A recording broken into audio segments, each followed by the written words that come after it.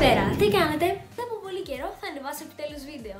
Πιο συγκεκριμένα αυτό το βίντεο θα είναι μια κόντρα μεταξύ του κόμιξ της Α περίοδου και του κόμιξ της Β περίοδου. Και όποιος δεν καταλαβαίνει τι εννοώ, λοιπόν το κόμιξ της Α περίοδου ήταν το περιοδικό το οποίο το έφτιαξε η Νέα Ακτίνα και είχε λάμψει, ας το πούμε, και στην Ελλάδα αλλά και στο εξωτερικό. Βέβαια, αυτή η δόξα μετά από 25 χρόνια λειτουργίας του περιοδικού, μαζί με άλλα περιοδικά όπως το Mickey Mouse κτλ., έκλεισε το 2013, όπως και η Νέα Ακτίνα, μετά από τη μεγάλη κρίση που έγινε εκείνη τη χρονιά.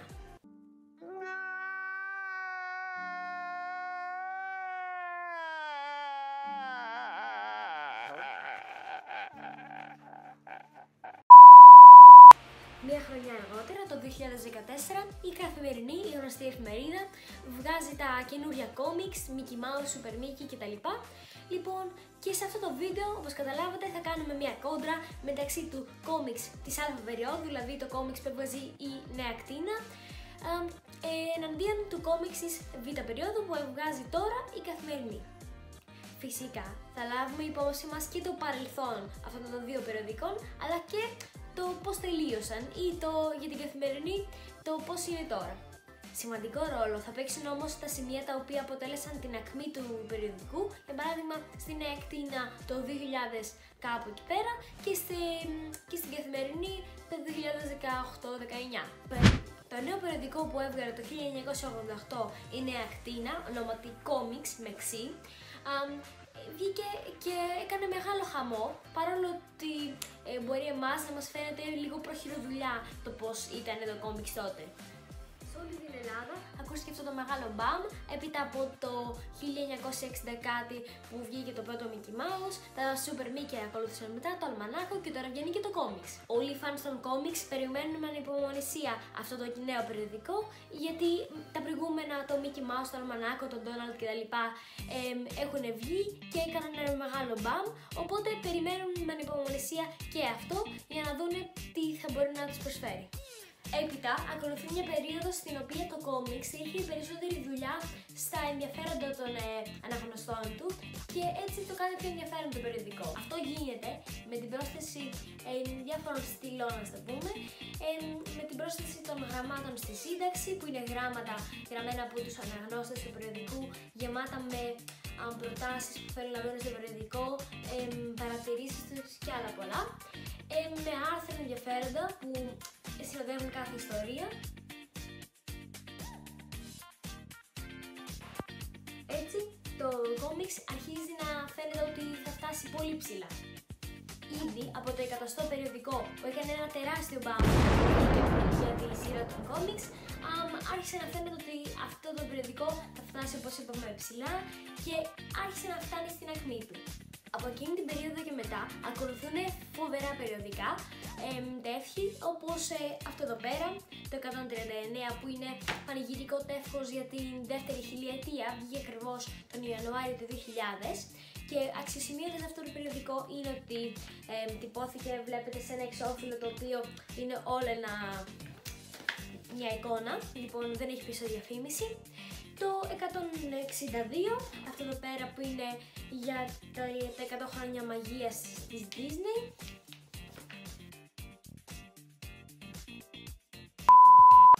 Το 181, το οποίο είναι το χρυσό τεύχος για τα 15 χρόνια που έκλεισε το κόμιξ από το πρώτο περιοδικό του.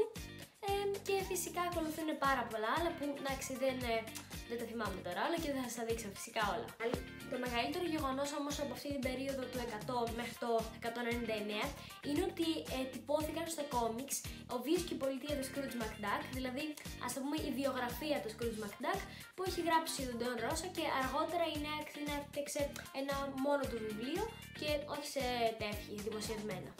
Ο βίος και η πολιτεία του Scrooge McDuck δημοσιεύτηκαν στο κόμιξ από το τεύχος 100, το μεγαλύτερο τεύχος που είχε βγει εκείνη την περίοδο, ήταν το πρώτο, ας το πούμε, κανονικό διπλό τεύχος, λοιπόν, από το 100 έως το 112. Και τα χαμένα επεισόδια που θεωρούνται χαμένα κομμάτια από το βίο και την πολιτεία, και αυτά γραμμένα από τον Don Rosa, στα 150, δεν θυμάμαι ακριβώς, γύρω εκεί πέρα, στη μέση.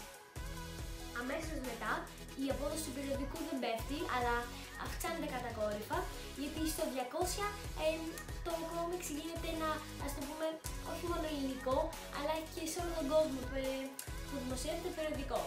Το 200 αποτελεί ένα εξαιρετικό περιοδικό που δείχνει από μόνο του τι θα ακολουθήσει τις επόμενες χρονιές και στα επόμενα τεύχη. Βέβαια, εκεί πέρα είχαν αρχίσει να λιγοστεύουν οι ιστορίες του Καρλ Μπάρξ και οι ποιοτικές ιστορίες.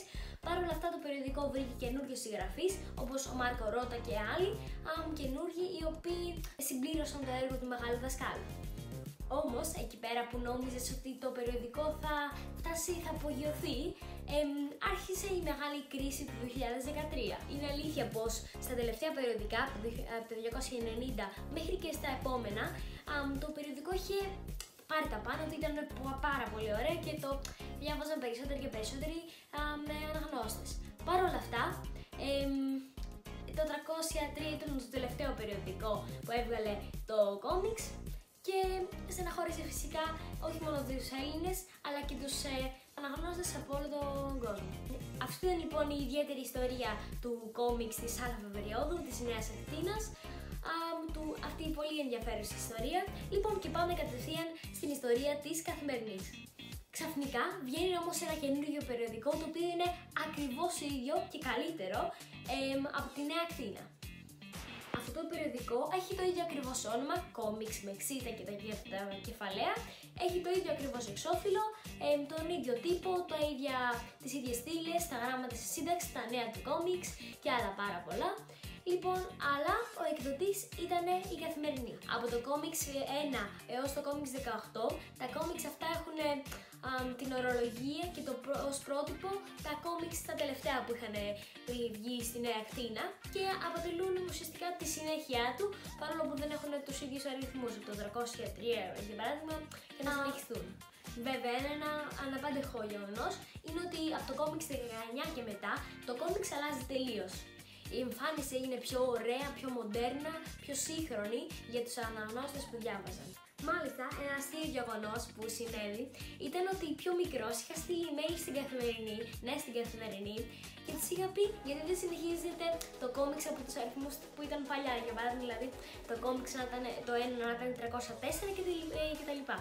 Λοιπόν, και μου είχαν απαντήσει πως το κόμιξ αυτό αποτελούσε κάτι διαφορετικό, παρόλο που στα πρώτα κόμιξ έμοιαζε, αλλά μετά καταλάβαμε ότι πρέπει να γίνει κάτι πιο πρωτότυπο και έτσι το άλλαξαν και δεν συνέχισαν το 304 γιατί είχε αλλάξει και ο εκδότης, οπότε θα έτρωγαν και κόπια.